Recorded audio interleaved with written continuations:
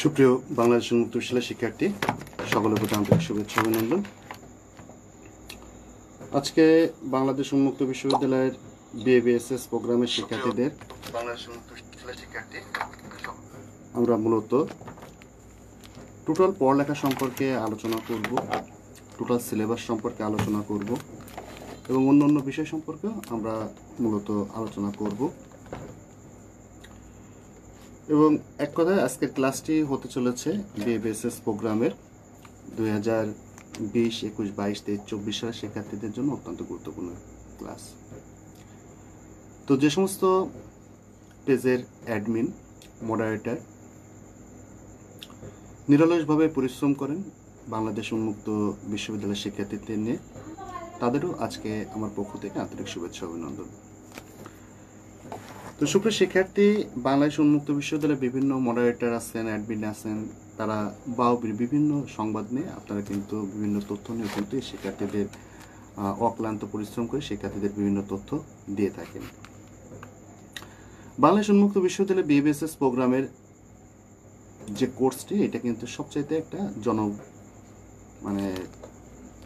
এই কোর্সটি একটা জনপ্রিয় কোর্স এবং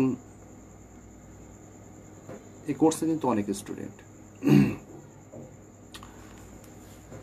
তো এই কোর্সে অধ্যয়ন করে আপনারা মূলত বিভিন্ন সরকারি চাকরিতে অ্যাপ্লাই করতে পারবেন এবং বিভিন্ন প্রাইভেট ফার্মগুলোতে এবং বিভিন্ন স্কুল সহ বিভিন্ন জায়গায় কিন্তু আপনারা অ্যাপ্লাই করতে পারবেন। যদি আপনাদের অ্যাপ্লাই সেই যোগ্যতাটা থাকে তাহলে আপনারা অ্যাপ্লাই করতে পারবেন, অর্থাৎ যে গ্রেড পয়েন্ট থাকে সেই গ্রেড পয়েন্টে যদি আপনার শিখে থাকে তাহলে আপনারা সেখানে অ্যাপ্লাই করতে পারবেন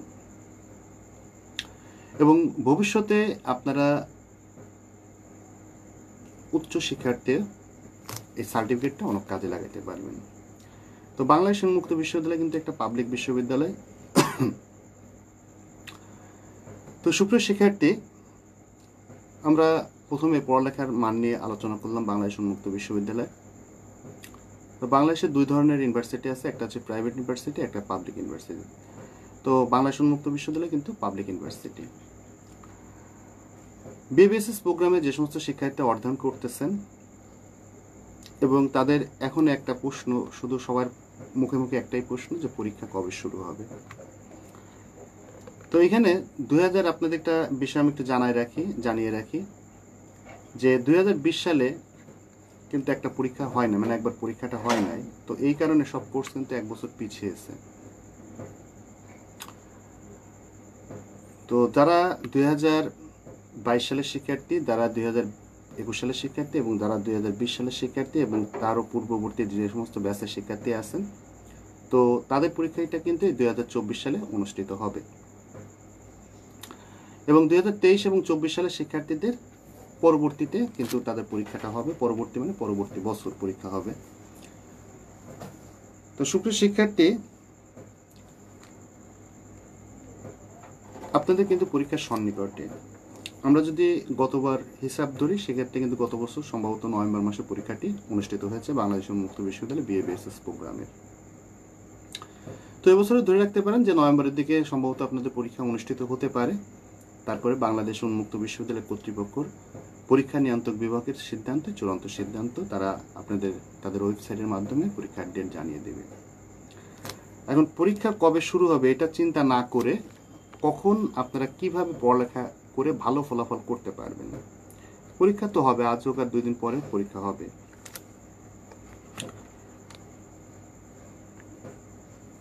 আপনাদের যারা 22 সালের শিক্ষার্থী আছেন, আমি একটু আলোচনা করতে থাকি। 2022 সালে যারা শিক্ষার্থী আছেন তাদের কিন্তু প্রথম সেমিস্টারে 4টা সাবজেক্ট এবং দ্বিতীয় সেমিস্টারে 4টা সাবজেক্ট, এই 8টা সাবজেক্টে কিন্তু পরীক্ষা হবে এবং এই 800 মার্কের পরীক্ষা কিন্তু একসাথে অনুষ্ঠিত হবে।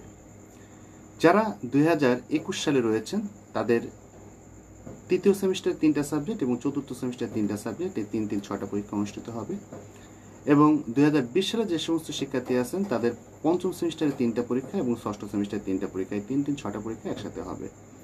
অর্থাৎ আপনাদের ডিগ্রি কোর্সটি টোটাল 2000 মার্কের।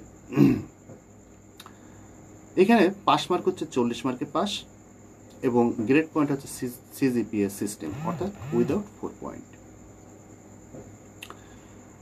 তো উইদাউট 4 পয়েন্ট যেহেতু গ্রেড পয়েন্ট, এখানে আমি একটু জানিয়ে দিই যে কত থেকে কত মার্ক পেলে আপনারা মূলত গ্রেড পয়েন্টটা কত থেকে কত মার্ক পেলে কি গ্রেড। তো এখানে আপনাদের 80% মানে 80% আর অভাব, অর্থাৎ 80+ মার্ক, অর্থাৎ 80 যদি বেশি পান সেক্ষেত্রে আপনাদের A+, অর্থাৎ 4 পয়েন্ট। 75 থেকে যদি 80% আপনারা নাম্বার পান, অর্থাৎ 75 থেকে যদি 80% নাম্বার পান, 75 থেকে 80-র ভিতরে নাম্বার পান, সেক্ষেত্রে আপনাদের হবে হচ্ছে 3.75। 70 থেকে 75%, অর্থাৎ 70 থেকে যদি 75 মার্ক আপনারা পান, সেক্ষেত্রে আপনারা 3.5 পয়েন্ট পাবেন, অর্থাৎ A-। 65 থেকে 65 থেকে যদি 70 মার্ক আপনারা পান, সেক্ষেত্রে আপনাদের B+ হবে, অর্থাৎ 3.25। 60 থেকে 65, অর্থাৎ 60 থেকে যদি 65% আপনি নাম্বার পান, 60 থেকে যদি 65 পান, তাহলে B রেগুলার, অর্থাৎ B গ্রেড পাবেন, 10 পয়েন্ট। এরপরে 55 থেকে যদি 60 পর্যন্ত আপনি নাম্বার পান, সেক্ষেত্রে B-, অর্থাৎ 2.75। 50 থেকে 55% যদি নাম্বার পান, অর্থাৎ 50 থেকে 55-এর ভিতরে যদি আপনি নাম্বার পান, সেক্ষেত্রে C+, অর্থাৎ 2.50। 45 থেকে যদি 50 পর্যন্ত মার্ক পান, সেক্ষেত্রে C গ্রেড, অর্থাৎ 2.25। 40 থেকে যদি 45 আপনি নাম্বার পান, তাহলে C-, অর্থাৎ 2 গ্রেড। আর 40-এর উপরে পাইলে সেটা হচ্ছে গিয়ে আপনার D গ্রেড, আর 40-এর নিচে পাইলে সেটা হচ্ছে গিয়ে আপনার ফেল। তো এখন আপনাদের আমি গ্রেড পয়েন্ট সম্পর্কে আলোচনা করলাম। এখন পড়ালেখা আপনাকে করতে হবে। মূলত পড়ালেখা না করলে কিন্তু পরীক্ষায় ভালো রেজাল্ট করা সম্ভব নয়। অর্থাৎ একজন এক্সামিনার কিন্তু কখনোই খালি খাতায় বা খালি পেজে কখনোই কিন্তু সে নাম্বার দেয় না। তো এই কারণে আপনাকে কি করতে হবে, বেশি করে পড়ালেখা করতে হবে, অধিক পড়ালেখা করতে হবে। অধিক পড়ালেখা যদি না করেন, তাহলে পরীক্ষায় ভালো ফলাফল হওয়া সম্ভব নয়। –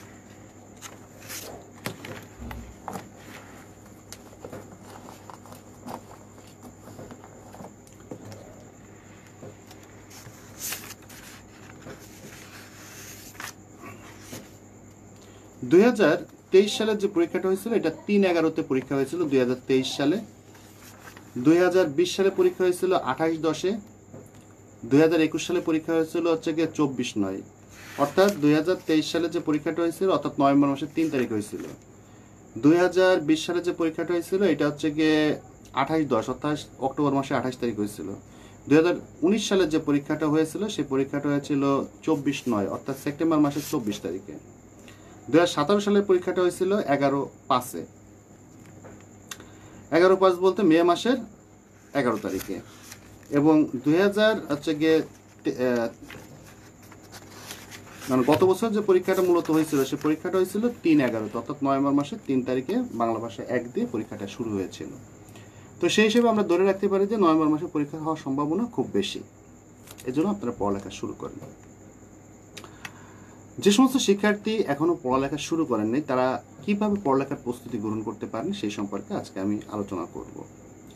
যেহেতু বাংলাদেশ উন্মুক্ত বিশ্ববিদ্যালয়ের অধিকাংশ শিক্ষার্থী চাকরিজীবী, কর্মজীবী, শ্রমিক, পেশাজীবী এবং বিভিন্ন পেশার সাথে তারা নিয়োজিত রয়েছেন এবং বিভিন্ন সরকারি বেসরকারি অনেক চাকরির সাথে তারা জড়িয়ে রয়েছেন। পড়ালেখা খুব বেশি একটা তারা সময় হয়তো বা পান না। এবং যারা উচ্চ শিক্ষার্থে পড়ালেখা করতেছেন, তাদের তো ভালো রেজাল্ট অবশ্যই করে করা লাগবে। এটা তো বাধ্যতামূলক যে ভবিষ্যতে উচ্চ ডিগ্রি অর্জন করতে গেলে আপনাকে ভালো একটা রেজাল্টের দরকার। তো যে সমস্ত শিক্ষার্থী এখনো পড়ালেখার সুযোগ করে উঠতে পারেননি বা পড়ালেখা এখনো শুরু করেননি, সেই সমস্ত শিক্ষার্থীদের উদ্দেশ্যে আমি বলবো যে আপনারা প্রথমত যে কাজটি করতে হবে, সেই কাজটি সুন্দর একটা সাজেশন নিতে হবে। তো সাজেশনের ভিতরে কিন্তু ইংলিশ ল্যাঙ্গুয়েজ স্কিল যে বিষয়টা, ইংলিশ ল্যাঙ্গুয়েজ স্কিল কিন্তু বিভিন্ন ধরনের প্রশ্ন কিন্তু আসে। অর্থাৎ এই পরীক্ষাটা কিন্তু মূলত ভাষা দক্ষতা একটা সাবজেক্ট। অর্থাৎ এখানে যে প্যারাগ্রাফ 10টা পড়লেন কমন পড়লো, কম্পোজিশন যে 15টা পড়লেন কমন পড়লো, সামারাইজ যে 10টা পড়লেন কমন বাদলো, এরকম না। অর্থাৎ টোটাল সাবজেক্টের পরে আপনাকে একটা সুন্দর কাঠামোগত ধারণা রাখতে হবে এবং আপনি মূলত লিখে আসতে পারবেন যে কোনো প্যারাগ্রাফ, যে কোনো কম্পোজিশন, যে কোনো লেটার, যে কোনো ডায়লগ, যে কোনো জব অ্যাপ্লিকেশন, যে কোনো রিপোর্ট, যে কোনো প্যাসেজ, যে কোনো সামারাইজ আপনি লিখে আসতে হবেন। এইভাবে কিন্তু আপনাকে পড়ালেখাটা করতে হবে। যদি আপনি মুখস্থ আইটেম করে যান বা মুখস্থ কিছু করে যান, মুখস্থ আয়ত্ত করে যান, যদি আপনার বানিয়ে লেখার দক্ষতা না থাকে, সেক্ষেত্রে কিন্তু আপনি কিন্তু খুব ভালো একটা রেজাল্ট কিন্তু করতে পারবেন না। কারণ আপনারা বিগত 5-6 বছরের প্রশ্ন আপনারা কিন্তু সবার কাছেই সাধারণত থেকে থাকে 4-5 বছরের প্রশ্ন। আপনার প্রশ্নটা ইংলিশ ল্যাঙ্গুয়েজ স্কিলটা দেখবেন যে বিগত বছরগুলোতে এক বছরের সাথে কিন্তু আরেকটা বছরের প্রশ্ন কিন্তু মেলে না বলতে দেখা গেলো এই বছর যে প্যারাগ্রাফটা দিচ্ছে বিগত 5 বছর ওই প্যারাগ্রাফটা বা 10 বছর ওই প্যারাগ্রাফটা দেয় নাই, বা কম্পোজিশন এই বছর একটা দিচ্ছে বিগত 5-7-10 বছর ওই কম্পোজিশনটা দিচ্ছে, এরকম কিন্তু না। বা এই বছর একটা প্যাসেজ দিচ্ছে বিগত 5-6-7 বছরে এই প্যাসেজটা দিচ্ছে, এরকম কিন্তু না। এই কারণে ইংলিশে কিন্তু অধিকাংশ স্টুডেন্ট কিন্তু খারাপ ফলাফল করে থাকে। আর এই খারাপ ফলাফল যাতে না করতে হয় সেই জন্য কিন্তু আমরা কিন্তু একটা লেকচার শিট আমরা তৈরি করেছি। অর্থাৎ এই লেকচার শিটটা পড়লে যে কাজটি আপনার হবে সে কাজটি আপনি ফ্রি হ্যান্ড রাইটিং করতে পারবেন। ফ্রি হ্যান্ড রাইটিং বলতে এখানে দুইটা পদ্ধতিতে আছে। একটা হচ্ছে ফ্রি হ্যান্ড রাইটিং, অর্থাৎ নিজেই বানিয়ে লিখতে পারবেন, এবং দ্বিতীয় যেটা আছে যারা অনেক মুখস্থ করতে পারেন না বা মুখস্থবিদ্যা আয়ত্ত করতে পারেন না, তাদের জন্য বিভিন্ন ফরম্যাট কোয়ালিটি কিন্তু আমরা লেকচার শিট তৈরি করেছি। তো অর্থাৎ প্যারাগ্রাফ দেখা গেল আপনি 4-5টা প্যারাগ্রাফ পড়লেন, এই প্যারাগ্রাফ দিয়ে আপনি শত প্যারাগ্রাফ বানিয়ে লিখতে পারলেন। 3-4টা কম্পোজিশন পড়লেন, এটা দিয়ে আপনি শত কম্পোজিশন লিখতে পারলেন। 4-5টা রিপোর্ট পড়লেন, এটা দিয়ে আপনি কিন্তু শত রিপোর্ট লিখতে পারলেন। অর্থাৎ এক কথায় হচ্ছে গিয়ে একটা মাল্টিফুল প্যারাগ্রাফ, লেটার, কম্পোজিশন, এই ধরনের আমরা লেকচার শিট তৈরি করেছি। অর্থাৎ এই লেকচার শিটটা পড়লে কিন্তু আপনি কিন্তু 100% মার্কের আশা রাখা যায় যে অ্যান্সার করতে পারবেন। এবং এইখানে মূলত আপনি 2টা, 3টা, 4টা প্রশ্ন লেখার থেকে যদি আপনি সমস্ত প্রশ্নের উত্তর সুন্দরভাবে করতে পারেন, সেক্ষেত্রে কিন্তু আপনার এভারেজ মার্কটা কিন্তু ভালো চলে আসে, এটা হয়তো আপনারা জানেন। আর ইংলিশ ল্যাঙ্গুয়েজ স্কিল পরীক্ষা দিতে কিন্তু সাধারণত 3 ঘন্টা সময় লাগে না। যারা লিখতে পারেন, বানিয়ে লিখতে পারেন বা মুখস্থ যেইভাবে লিখতে পারেন না কেন, ইংলিশ পরীক্ষা দিতে কিন্তু ইংলিশটা কিন্তু অত বেশি লেখা না, অর্থাৎ ইংলিশটা কিন্তু 3 ঘন্টার আগেই কিন্তু শেষ হয়ে যায়। এবং ইংলিশে যারা দক্ষতা অর্জন করতে চাচ্ছেন তারা আমাদের অনলাইন ক্লাসটি করতে পারেন। এবং মূলত সর্বোপরি একটা ভালো রেজাল্ট, ভালো দিক নির্দেশনা বা সব কিছুর জন্য আপনাকে নিজেকেই প্রস্তুতি নিতে হবে। এবং এই প্রস্তুতি যদি নিজে গ্রহণ করতে পারেন ভালো, না হলে আমাদের অনলাইন ক্লাসে আপনারা ভর্তি হইতে পারেন।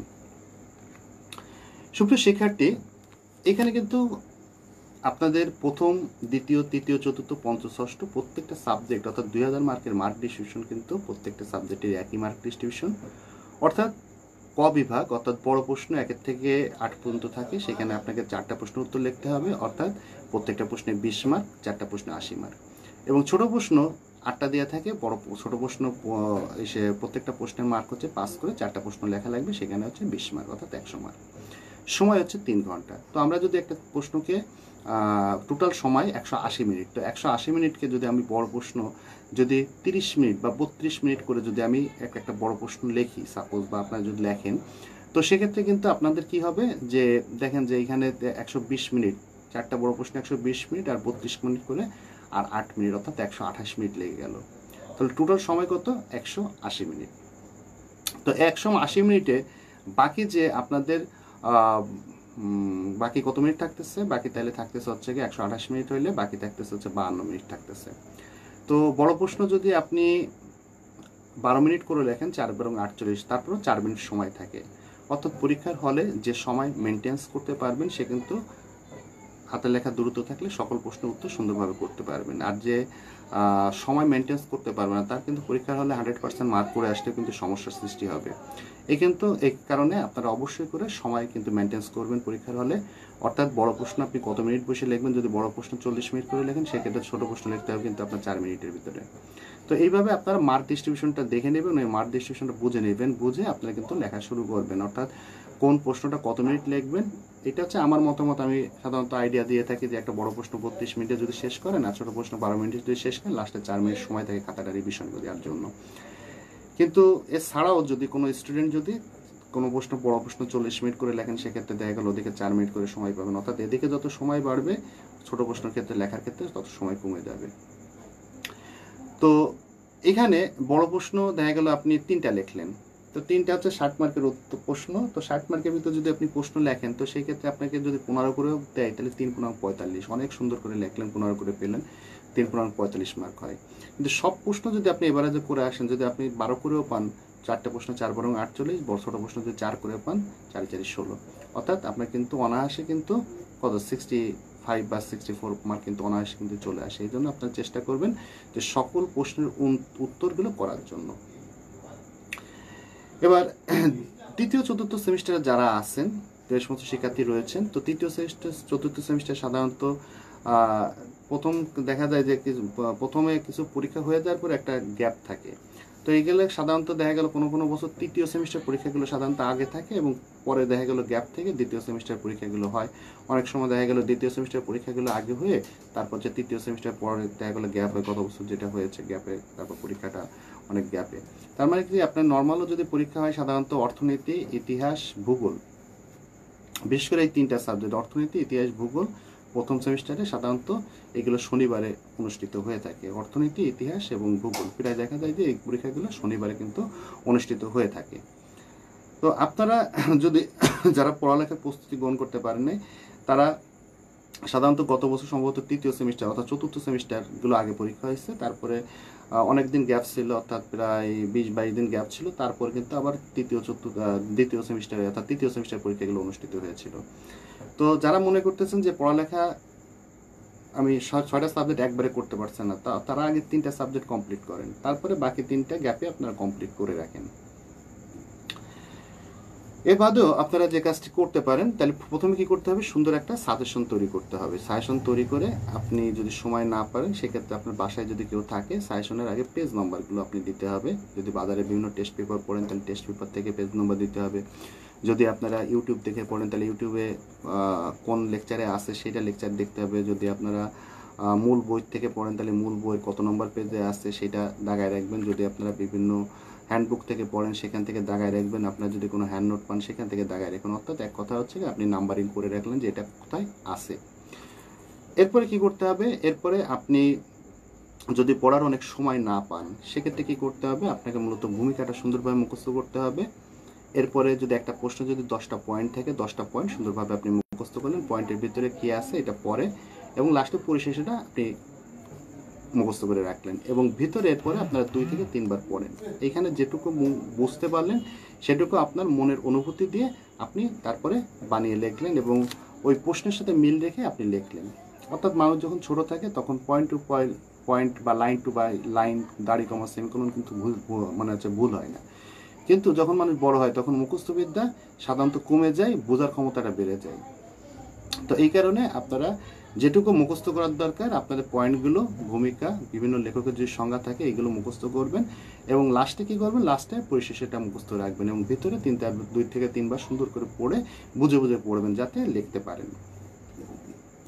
এরপরে কি করতে হবে, এরপরে আপনি কি বিষয়ে পড়তেছেন, কতগুলো প্রশ্ন পড়তেছেন সেটা সুন্দর একটা ধারণা রাখতে হবে।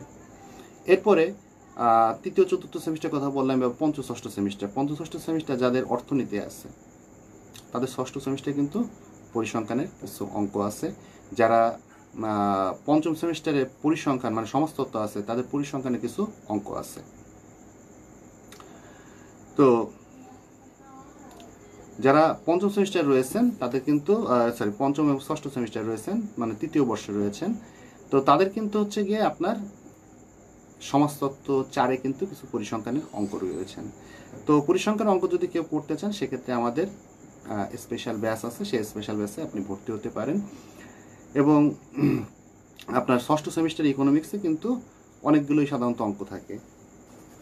আমি একটু প্রশ্নটা দেখানোর চেষ্টা করি, আমি বিগত বছর একটু প্রশ্নটা দেখাই।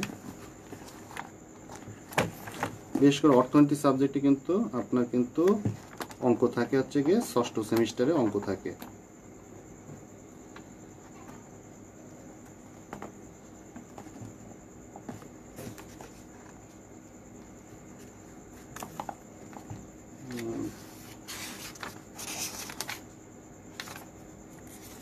তো আপনারা অঙ্কগুলো একটু ভালো করে পড়বেন যাদের ইকোনমিক্স সাবজেক্টে আছে এবং একটু হার্ডি সাবজেক্ট একটু ভালো করে মনোযোগ সহকারে পড়বেন। তো আপনাদের কাছে যে বই আছে বইটাও দেখতে পারেন, মানে বাংলাদেশ উন্মুক্ত বিশ্ববিদ্যালয় থেকে যে বইটি দিয়েছে সেই বইটা দেখলে কিন্তু আপনার মূলত একটা ধারণা পেয়ে যাবেন। তাহলে পড়ালেখা কিভাবে করতে হবে? তাইলে পড়ালেখা হচ্ছে কি প্রথমে একটা সাজেশন সুন্দরভাবে তৈরি করতে হবে, বা আমাদের কাছ থেকে সাজেশন 100% কমন সাজেশনটা নিতে হবে।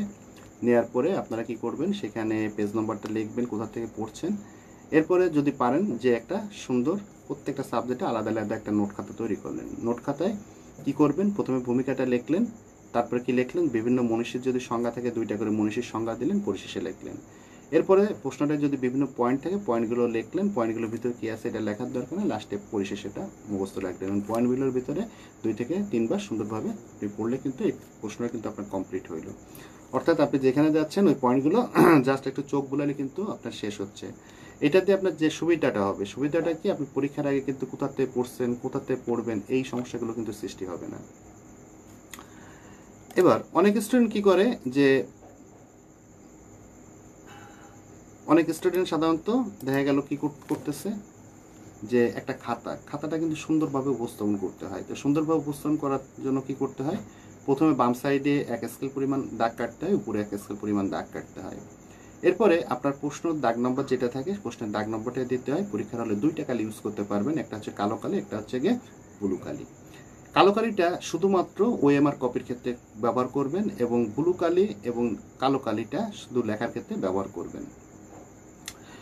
তো সুন্দরভাবে প্রশ্ন যেটা চাইছে সেই প্রশ্ন সম্পর্কে সুন্দরভাবে উপস্থাপন করলেন। প্রথমে ভূমিকা দিলেন, তারপরে 2জন লেখকের সংজ্ঞা দিলেন, যদি থাকে লেখকের সংজ্ঞা তাহলে সংজ্ঞা দিলেন, পরিশেষে দিলেন। এরপরে মূল প্রশ্নটা আলোচনা করলেন, পয়েন্টগুলো সুন্দরভাবে উপস্থাপন করলেন, নিচে ব্লু কালি দিয়ে আন্ডারলাইন করলেন, এবং সুন্দরভাবে পার্ট টু পার্ট একটু ফাঁকা ফাঁকা করে লিখলেন।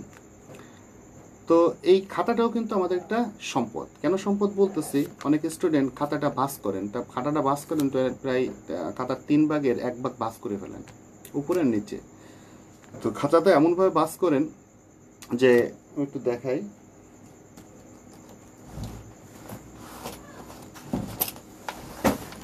অনেক স্টুডেন্ট এই যে এরকম একটা খাতা, তো খাতাটা কি করেন এই পর্যন্ত ভাঁজ দিয়ে ফেলেন, এরকম ভাঁজ করে ফেলেন, উপরেও ঠিক এই পরিমাণ ভাঁজ দেন।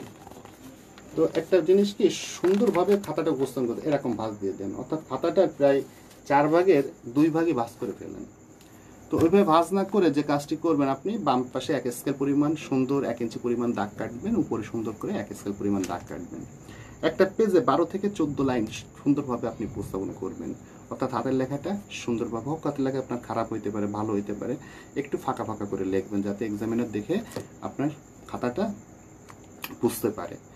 এবং কি করবেন, খাতাটা দৃষ্টিনন্দন করবেন, অর্থাৎ কাটাকাটিবিহীন। অনেকে কি করে যে কাটাকাটি হইলে খাতাটা এভাবে ঘিজিমিজি করে, তো ঘিজিমিজি করবেন না, আপনারা জাস্ট একটা দাগ দিয়ে কেটে দিবেন, ঘিজিমিজির ভিতরে যাবেন না। এরপর অনেক স্টুডেন্টের হয় কি যে লিখতে লিখতে একসাথে 2টা পেজ উঠে যায়, অর্থাৎ এইভাবে লিখতেছেন, লিখতে লিখতে দেখা গেলো এরকম 2টা পেজ একসাথে চলে গেছে, মানে এই পেজটা লিখতেছেন দেখা গেলো আস্তে আস্তে এই যে একসাথে 2টা পেজ উল্টে গেছে। পরবর্তী দেখা গেলো খাতা রিভিশনের সময় দেখা গেলো এই পেজে লিখছেন, এই পেজে লিখছেন, এই পেজ বাদ দিয়ে দেখা গেলো এই পেজে চলে গেছে, বা 2টা পেজ বাদ দিয়ে। সেক্ষেত্রে আপনি কি করবেন, সেক্ষেত্রে অনেকে ঘাবড়ে যান। তো ঘাবড়ানোর কারণ নাই, আপনারা জাস্ট একটা দাগ দিয়ে কেটে দেবেন এবং লিখবেন পরবর্তী পৃষ্ঠায়, ঠিক আছে, একটা দাগ দিবেন, একটা দাগ দিয়ে কেটে দিয়ে পরবর্তী পৃষ্ঠায় উত্তর, এরকমভাবে। এটা ঘাবড়ানোর কিছু নাই, ভুল হইতে পারে, মানুষ মাত্রই ভুল হইতে পারে।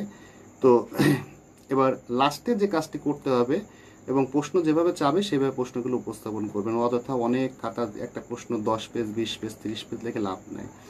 সেই প্রশ্নের ভিতরে যদি মূল বিষয়বস্তু না থাকে, সেই বিষয়বস্তু লিখে, কিন্তু বিষয়বস্তু যদি না থাকে তাহলে বিষয়বস্তুবিহীনভাবে খাতা লিখে কিন্তু লাভ নেই। একটা প্রশ্ন 20 পেজ লিখলেন, 30 পেজ লিখলেন, 25 পেজ লিখলেন, 15 পেজ লিখলেন, অর্থাৎ মূল যে থিম, এই থিমই দেখা গেল নাই, তাহলে কি পরীক্ষায় ভালো নম্বর পাওয়া সম্ভব? কখনোই সম্ভব না। এবার অনেক স্টুডেন্টের যে কাজটি করেন যে, যখন লুজ শিট নেন, একটা খাতায় যথেষ্ট পরিমাণ পেজ থাকে, তারপর যখন লুজ শিট নেন বা এক্সট্রা পেপার নেন, এক্সট্রা পেপারটা দেখবেন খাতার একদম শেষে, একদম শেষ পেজে দেখবেন যে অনেকগুলো ইনস্ট্রাকশন দেওয়া আছে, অর্থাৎ আপনি বলটা পূরণ কিভাবে করবেন, তারপর হচ্ছে গিয়ে আপনি কোন কালি দিয়ে বলটা পূরণ করবেন, বল পূরণ করার সঠিক নিয়ম, পরীক্ষার হলে কি কি জিনিস আপনি দিতে পারবেন, কি কি জিনিস নিতে পারবেন, এগুলো কিন্তু রুটিনেই লেখা থাকে সাধারণত, কি জিনিস আপনি পরীক্ষার হলে নিতে পারবেন, কি জিনিস নিতে পারবেন না। তো অনেক স্টুডেন্টে যে কাজটি করে, সে কাজটি হচ্ছে গিয়ে আপনারা যে ইসের এক্সট্রা পেপার অর্থাৎ লুজ শিটটা দেই, লুজ শিটের যে একটা দেখবেন যে একটা নাম্বার থাকে, সিরিয়াল নাম্বার 6, 7, 8 ডিজিটের একটা সিরিয়াল নাম্বার থাকে। তো এই সিরিয়াল নাম্বারটা অনেক সময় মেন খাতায় তোলেন না। তো এর কারণে অনেক সময় যদি খাতা যদি ইনকেস যদি কোনো সময় সেলাইটা ছিঁড়ে যায়, সেক্ষেত্রে আপনার কী হবে, সেক্ষেত্রে আপনার খাতাটা ডিসকানেক্টেড হয়েছে, মানে খাতাটার থেকে মূল খাতার থেকে আলাদা হয়ে যাচ্ছে, তখন কি হচ্ছে, খাতাটা খুঁজে পাওয়া যাবে না। এই কারণে আপনারা খাতায় লুজশিটের নাম্বারটা দিবেন, এবং খাতায় কিন্তু কিছু প্রয়োজনীয় কিছু থাকে, হচ্ছে গিয়ে আপনার ড্যাশ বছর, কোন সাবজেক্ট, ঠিক আছে, সব কিছু কিন্তু ইনস্ট্রাকশন দেখা থাকে। এগুলো কিন্তু অনেকে পূরণ করেন, এটা সুন্দরভাবে পূরণ করতে হবে, মানে পূরণ বলতে লিখতে হবে, হাতে লেখা থাকে। এরপরে আবার যত অনুযায়ী আপনারা মার্জিন কেটে লেখা শুরু করবেন। পরীক্ষার যে ওএমআর কপিটা থাকে, অর্থাৎ একদম প্রথম পেজটা, এই প্রথম পেজে শিক্ষক যদি দেখা গেল সই করতে ভুলে গেছে বা সই করে নাই, আপনি নিজ দায়িত্বে শিক্ষকের একটা সই কিন্তু নিয়ে নেবেন, একটু ডেকে এক্সামিনার যে থাকে পরীক্ষার হলে তাদের কিন্তু একটা সই কিন্তু সিগনেচার কিন্তু অবশ্যই নেবেন, এবং সতর্কতার সাথে ওএমআর কপিটা সুন্দরভাবে পূরণ করবেন। নাহলে ওএমআর কপি যদি সঠিকভাবে পূরণ না করেন, সম্ভবত এটা কম্পিউটারে দেখায় ওএমআর কপিটা, এবং দেখবেন যে 3টা বারকোড আছে, বারকোডের সাথে এই বারকোডটা মিলে তারপরে খাতাটা কিন্তু করা হয়। তো এই কারণে ওএমআর কপিটা সঠিকভাবে পূরণ করবেন, নাহলে কিন্তু পরীক্ষায় কিন্তু আপনার কিন্তু পিআর, উইথহেল, ডাব্লিউএস অর্থাৎ উইথহেল, অ্যাবসেন্ট, ফাঁকা, এরকম অনেক কিছুই আসতে পারে। এই জন্য ওএমআর কপিটা সঠিকভাবে পূরণ করবেন, এবং অবশ্যই কালো বল কলম দিয়ে পূরণ করবেন। পরীক্ষার অন্তত 1 সপ্তাহ আগে আপনারা যে কলমগুলো দিয়ে লিখবেন সেই কলমগুলো সুন্দরভাবে চালু করে নেবেন, কারণ কি নতুন কলমে কিন্তু পরীক্ষার হলে কিন্তু লেখা যায় না। আপনারা প্রয়োজনীয় পরিমাণ পেন্সিল, তারপর হচ্ছে গিয়ে কাটার, তারপর হচ্ছে রাবার, তারপর হচ্ছে একটা ফাইল নিলে, পাতলা একটা ফাইল নেবেন, সাদা ফাইল নিতে পারেন, পাতলা একদম ফাইল, যেটা এই পাশে উপরে দেখা যায়, সাদা ফাইল, 15 টাকা 20 টাকা হয়তো দাম, এরকম ফাইল নিতে পারবেন। প্রয়োজনীয় খাবার পানিটা নিতে পারবেন, প্রয়োজনীয় টাকা পয়সা নিতে পারবেন। কিন্তু এ বাদে কিন্তু আপনার পরীক্ষার হলে কোনো বই খাতা, কোনো ইলেকট্রিক ডিভাইস, কোনো ইসের কি বলে যেটাকে অ্যান্ড্রয়েড ঘড়ি, এগুলো কিন্তু আপনারা পরীক্ষা হলে নিতে পারবেন না। এগুলো কিন্তু রুটিনে কিন্তু ইনস্ট্রাকশন দিতে পারে কি আপনি নিতে পারবেন পরীক্ষা হলে, কি নিতে পারবেন না। সর্বোপরি ক্লাসে যে স্যার থাকে তার সাথে ভালো ব্যবহার করবেন, তার সাথে সুন্দর ব্যবহার করবেন, এবং কোনো কিছু না বুঝলে আপনি, বিশেষ করে খাতা বিষয় না বুঝলে, সেটা স্যারের সাথে কিন্তু আপনি বলে নেবেন যে খাতার এইটা বুঝতেছে না, বল পয়েন্টে স্যারের কাছে বললে স্যাররাই কিন্তু দেখিয়ে দেবে আপনাদের। এরপরে আপনাকে যে কাজটি করতে হবে, এরপরে খাতাটা সুন্দর করে লেখার পরে সুন্দরভাবে কি করতে হবে, রিভিশন দিতে হবে। অনেক স্টুডেন্টের অনেকে অনেক বলে থাকে যে যে আমি স্যার লিখছি, লেখার পরে কি হয়েছে যে আমি, আমার বন্ধু দেখছে কিন্তু সে পাস করে গেছে, আমি ফেল করে গেছি। অনেক সময় স্টুডেন্টের এরকম অনেক বক্তব্য থাকে, আমার খাতা দেখে লিখছে, ও পাস করছে, বাট আমি ফেল করে গেছি। আচ্ছা, এখন একটা সিম্পল প্রশ্ন শোনেন। সিম্পল প্রশ্নটা হচ্ছে গিয়ে, যে পরীক্ষা হলে যায় সে কিছু না কিছু পড়ালেখা করে যায়, এটা আপনি মানেন আর না মানেন, পড়ালেখা করেই সে যায়। একটা সার্টিফিকেট যেহেতু সমস্ত জীবনের সম্পদ, পড়ালেখা অবশ্যই করে, সবাই কম বেশি করে পড়ালেখা। এখন আপনার কাছ থেকে যেটুকু দেখতে পাচ্ছে সেটুকু হচ্ছে তার বোনাস, অর্থাৎ 4টা প্রশ্ন, বড় প্রশ্ন 4টা, ছোট প্রশ্ন 4টা, দেখা গেল আপনার কাছে 2টা দেখছে, বাকিটা সে 2টা মুখস্থ করে গেছে, অর্থাৎ সে কিন্তু দেখা গেল সমস্ত প্রশ্নগুলোর উত্তর সুন্দরভাবে, এবং আপনি লেখার ক্ষেত্রে যে ভুলগুলো ছিল সে ভুলগুলো সে কারেকশন করে নিচ্ছে, যেটা আপনাকে বলে নাই। এই কারণে সে পাস করে যাচ্ছে, আপনি ফেল করে যাচ্ছেন। অনেকের মন্তব্য থাকে এইটা যে আমারটা দেখছে বাট আমি পাস করছি, সে ফেল করে গেছে।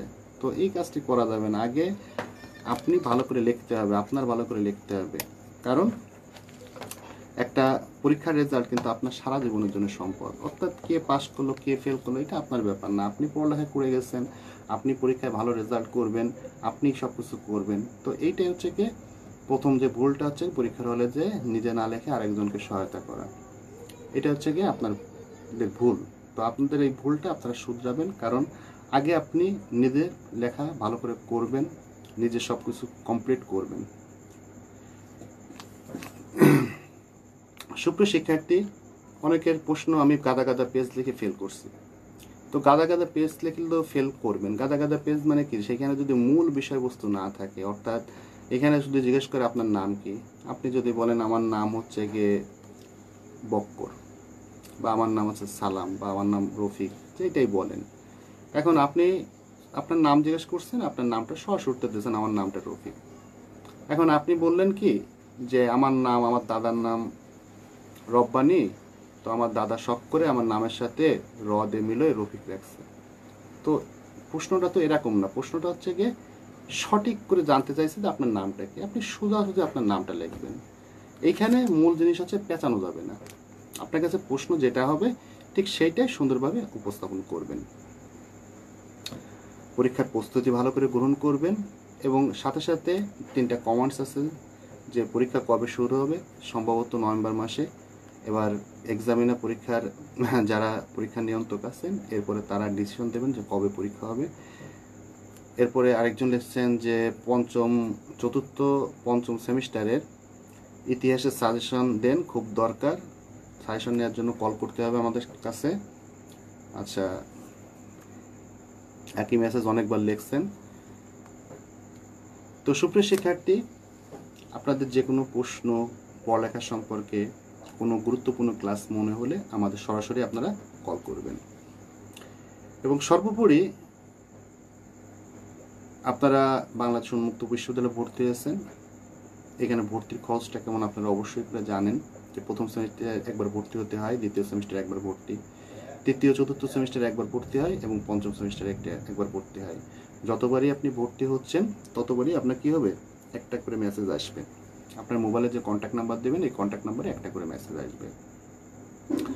তো আপনারা যে সমস্ত যাদের কাছেই মানে টাকা পয়সার লেনদেন করেন না কেন, অবশ্যই করে আপনারা যে কাজটি করবেন, হয় মেসেজ আসবে অথবা তাদের কাছ থেকে বিকাশ পেমেন্ট কপিটা অবশ্যই করে নিয়ে নেবেন। নাহলে যে সমস্যাটা পরবর্তীতে হয় সেই সমস্যাটা হচ্ছে গিয়ে তুমি তো বাবা টাকা দিয়ে গেছো, আমার তো মনে নাই, ঠিক আছে আমি টাকাটা জমা দিতে পারেন নাই। দেখা গেল পুনঃ পরীক্ষায় ফিটা খুবই কম, নগদের মাধ্যমে জমা দিতে হয়। তো আপনি সাপোজ কারোর মাধ্যম দিয়ে টাকাটা জমা দিচ্ছেন, এবার পরীক্ষার হলে যায় দেখলেন যে ওইখানে আপনার টাকাটা জমা হয় নাই। সব কিছু অনলাইনে চেক করা যায়।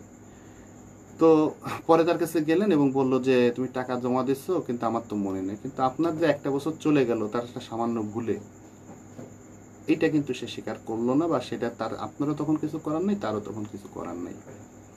এই কারণে আপনারা যার মাধ্যম দিয়ে কোনো লেনদেন করবেন, যার মাধ্যম দিয়ে টাকা পয়সা দেন না কেন, আপনারা অবশ্যই করে কোনো পরীক্ষার টাকা জমা দিলে, খাতা চ্যালেঞ্জের টাকা জমা দিলে অবশ্যই নগদ পেমেন্ট কপি, এবং যদি ভর্তি হয় ভর্তির ক্ষেত্রে আপনারা অবশ্যই বিকাশ পেমেন্ট কপিটা আপনারা তাদের কাছ থেকে নেবেন, আপনাদের নিজ দায়িত্বে নেবেন। আর যদি তারা না দেয় সেক্ষেত্রে আপনি সরাসরি আঞ্চলিক কেন্দ্রে দিয়ে তাদের সার্ভার থেকে চেক করে আসবেন। এটা হচ্ছে গিয়ে স্টুডেন্ট হিসেবে আপনাদের দায়িত্ব। কারণ আপনি একবার টাকা দিলেন, বাট আপনার টাকাটা যদি জমা না পড়ে সেক্ষেত্রে কিন্তু আপনি কিন্তু কোনো কমপ্লেন করতে পারবেন না যে আমি টাকা জমা দিচ্ছি, আমার টাকা পড়ে নাই জমা, আমি অমুকের কাছে টাকা জমা দিচ্ছি। এটা কিন্তু কোনো কর্তৃপক্ষ শুনবে না। তাদের সার্ভারে টাকা জমা হবে, বাংলাদেশ উন্মুক্ত বিশ্ববিদ্যালয়ের সার্ভারে টাকা জমা হবে, আপনি পরীক্ষা দিতে পারবেন। সার্ভারে টাকা জমা হবে না, আপনি পরীক্ষা দিতে পারবেন না। এই কারণে আপনাদের সকল স্টুডেন্টের কাছ থেকে আমার উপদেশ যে আপনারা যার মাধ্যমে টাকা পয়সা জমা দেন না কেন, যে কম্পিউটার দোকান থেকে টাকা পয়সা জমা দেন না কেন, মূল ভর্তির ক্ষেত্রে অর্থাৎ প্রথম, দ্বিতীয়, তৃতীয়, চতুর্থ, পঞ্চম, ষষ্ঠ এই ভর্তির ক্ষেত্রে অবশ্যই আপনারা তাদের কাছ থেকে বিকাশ পেমেন্ট কপিটা অবশ্যই নেবেন। যদি বিকাশ পেমেন্ট কপি নাও নেন, আপনার মোবাইলে একটা মেসেজ আসবে। আর যদি মেসেজ না আসে সেক্ষেত্রে নিজেদের কোনো নাম্বার দেওয়া থাকে, অন্য কোনো নাম্বার দেওয়া থাকে, সেক্ষেত্রে আপনাদের বিকাশ পেমেন্ট কপিটা অবশ্যই আপনাদের নিজ দায়িত্বে নেবেন স্টুডেন্ট হিসেবে। এটা হচ্ছে আপনার কর্তব্য। যদি পুনঃপরীক্ষার টাকা অথবা পুনঃনিরীক্ষণের টাকা আপনারা জমা দেন, অথবা মাননীয় টাকা কারোর কাছে জমা দেন, সেক্ষেত্রে অবশ্যই আপনারা নগদ পেমেন্টের কপিটা অবশ্যই করে আপনাদের কাছে রাখবেন।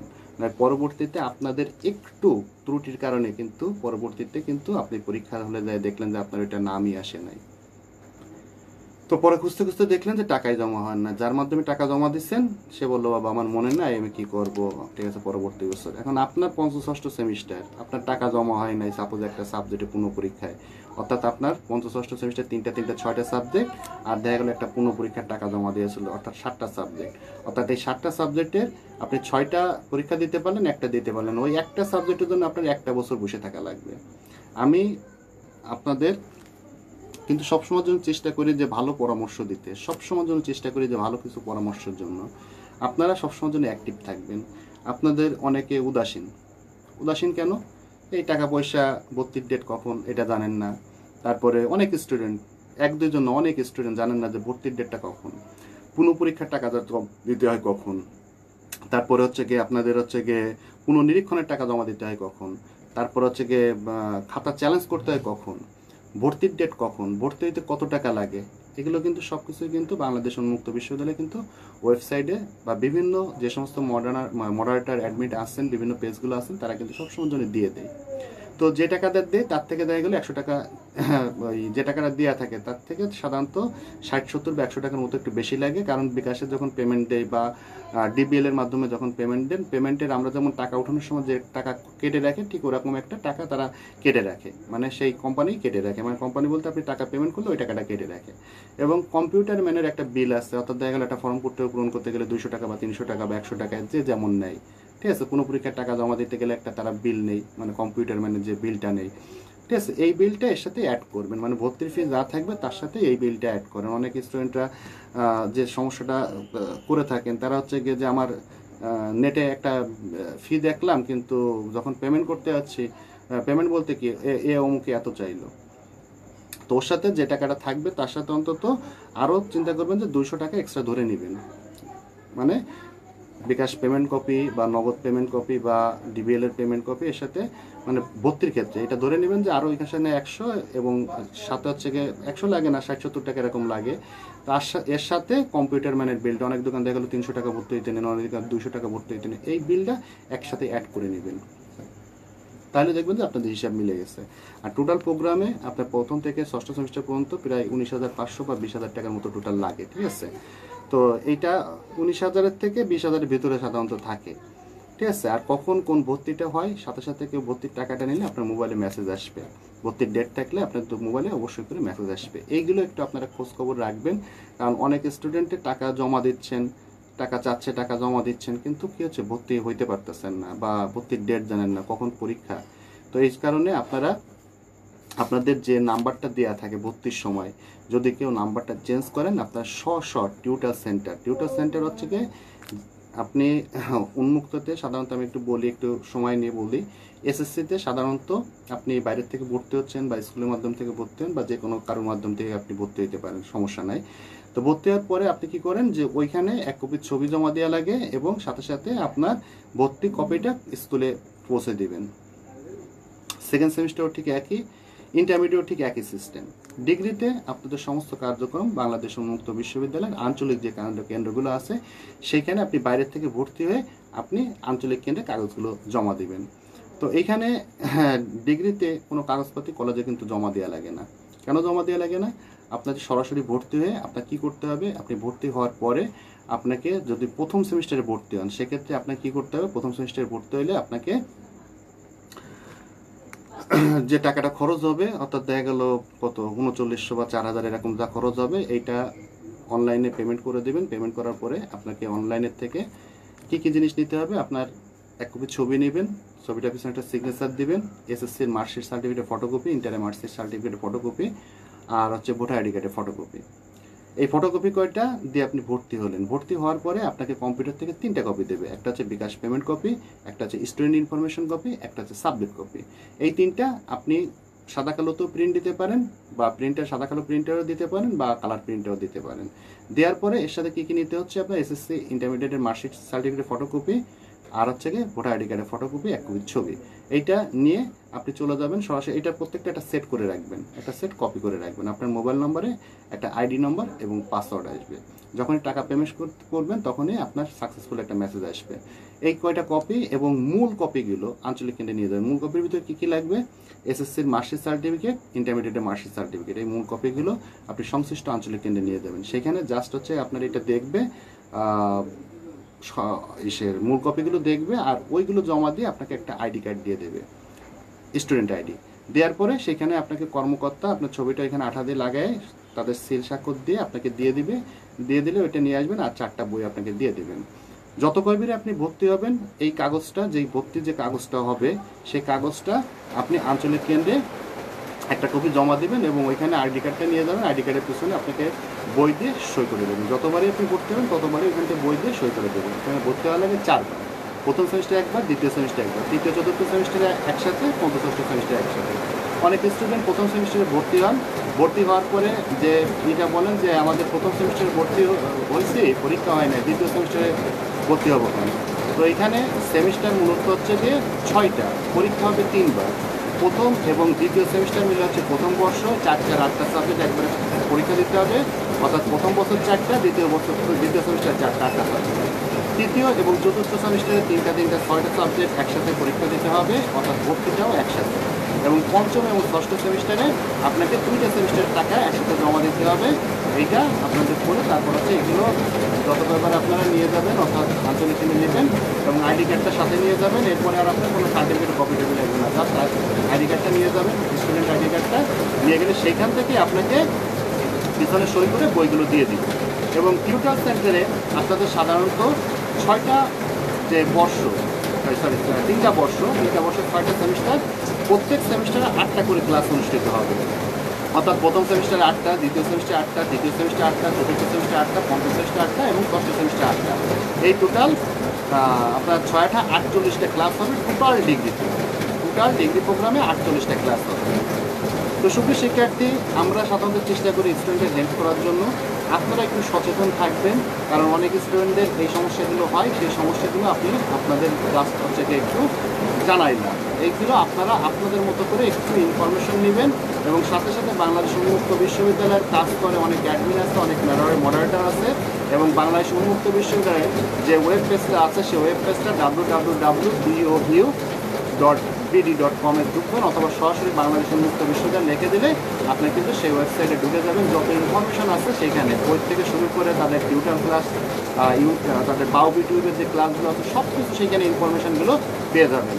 এবং বিভিন্ন এখানে দেখবেন যে যদি কারো মেইল করা লাগবে বা বিভিন্ন কিছু করা লাগবে, এখানে দেখবেন সংশ্লিষ্ট কর্মকর্তাদের নাম্বারগুলো এখানে দেওয়া আছে। যদি প্রয়োজন মনে করেন তাদের সাথে যদি মেলা সমস্যা আপনি কন্ট্যাক্ট করতে পারেন, অথবা আপনার সমস্যা নিয়ে আঞ্চলিক কেন্দ্রে যেতে পারেন, অথবা এই আঞ্চলিক কেন্দ্রের সমস্যার সমাধান নিতে পারলে আপনি সরাসরি বোর্ডে চলে যাবেন। তো সুপ্রিয় শিক্ষার্থী, আমি অনেকগুলো বিষয় সম্পর্কে আলোচনা করলাম। তো পড়ালেখা করতে হবে, ভালো রেজাল্ট করতে গেলে পড়ালেখা করতে হবে। আমাদের সাজেশান বা আমাদের অনলাইন ক্লাসটি করতে হলে অবশ্যই আমাদের সাথে কন্ট্যাক্ট নাম্বারে সরাসরি যোগাযোগ করবেন। আমরা প্রতিনিয়ত চেষ্টা করি আপনারা অ্যাক্টিভ থাকেন, পড়ালেখা করেন, ভালো রেজাল্ট করেন এবং বাংলাদেশ উন্মুক্ত বিশ্ববিদ্যালয়ের সুনাম আপনারা দিন দিন করে উচ্চ শিখরে পৌঁছিয়ে দেন এবং বাংলাদেশ উন্মুক্ত বিশ্ববিদ্যালয় বিশ্ব র্যাঙ্কিংয়ে একটা ভালো বিশ্ববিদ্যালয়, পাবলিক বিশ্ববিদ্যালয়। এবং বাংলাদেশ ছাড়াও বিশ্বের আরও 3টা দেশে সাধারণত বাংলাদেশ উন্মুক্ত বিশ্ববিদ্যালয়ে অনেকগুলো প্রোগ্রাম আছে। যদি বাইরে থেকে কেউ লাইভে দেখে থাকেন, এই প্রোগ্রামগুলো সাধারণত দক্ষিণ কোরিয়া, তারপর হচ্ছে গিয়ে সৌদি আরব এবং আরেকটা কোন দেশ আছে, 3টা দেশে সাধারণত এই বাংলাদেশ উন্মুক্ত বিশ্ববিদ্যালয়ের প্রোগ্রামগুলো চালু আছে। যদি বাইরের কোনো স্টুডেন্ট যদি ভর্তি হইতে চান তো সেক্ষেত্রে আপনারা সংশ্লিষ্ট দূতাবাসের মাধ্যমে ভর্তি হবেন এবং ওইখানে দূতাবাসের থেকে আপনারা প্রয়োজনীয় ইনফরমেশনগুলো আপনারা কিন্তু পেয়ে যাবেন এবং তাদের পরীক্ষাটা সম্ভবত অনলাইনে পরীক্ষাটা হয়ে থাকে। এবং বাইরে থেকে যদি কোনো স্টুডেন্ট কোনো চান সেক্ষেত্রে হচ্ছে কি বাংলাদেশ উন্মুক্ত বিশ্ববিদ্যালয় ওয়েবসাইটে যে নাম্বার আছে তাদের সাথে সরাসরি কন্ট্যাক্ট করলে তারা কিন্তু আপনাদের তার সাথে কোন অফিসের সাথে কথা বলতে হবে, তারা কিন্তু আপনাদের সরাসরি কিন্তু জানিয়ে দেবে বা আপনারা সেখানকার দূতাবাসের সাথে কথা বলে আপনারা ভর্তি হইতে পারবেন। তো সুপ্রিয় শিক্ষার্থী, বাংলাদেশের গণ্ডি পেরিয়ে উন্মুক্ত বিশ্ববিদ্যালয় বিশ্বের এখন 3টা দেশে কিন্তু প্রোগ্রামটি চালু রয়েছে। তো সুপ্রিয় শিক্ষার্থী, আন্তর্জাতিক ক্ষেত্রেও বাংলাদেশ উন্মুক্ত বিশ্ববিদ্যালয়ের সুনাম অত্যন্ত এবং এখানে পড়ালেখা করেন, এখানে রেজাল্টের মান খুব ভালো। যে কোনো চাকরি ক্ষেত্রে, ব্যবসা চাকরি ক্ষেত্রে বা উচ্চশিক্ষার্থে এই রেজাল্টগুলো বিশ্বের অন্য দেশের সাথে আপনি কিন্তু করতে পারবেন, মানে অন্য দেশে কোনো সাবজেক্টে পড়তে হইতে চাইলে সে যে সাবজেক্টটা আছে আপনার কিন্তু সম্ভব। তো সুপ্রিয় শিক্ষার্থী, আমি অনিমেষ দাস আজকের মতো ক্লাস থেকে বিদায়। আবারও বলছি আপনারা পড়ালেখা ভালো করে করেন এবং পরীক্ষার কিন্তু বেশি দিন সময় নেই। তো গুরুত্বপূর্ণ কোনো ক্লাসের প্রয়োজন মনে করলে অবশ্যই আমাদের সাথে কন্ট্যাক্ট করবেন এবং সাথে সাথে 100% কমন সাজেশন বা হ্যান্ডআউটের জন্য অবশ্যই আমাদের সাথে যোগাযোগ করবেন। আজকের মতো বিদায়, সকলে ভালো থাকবেন, সুস্থ থাকবেন এই কামনায়। ধন্যবাদ।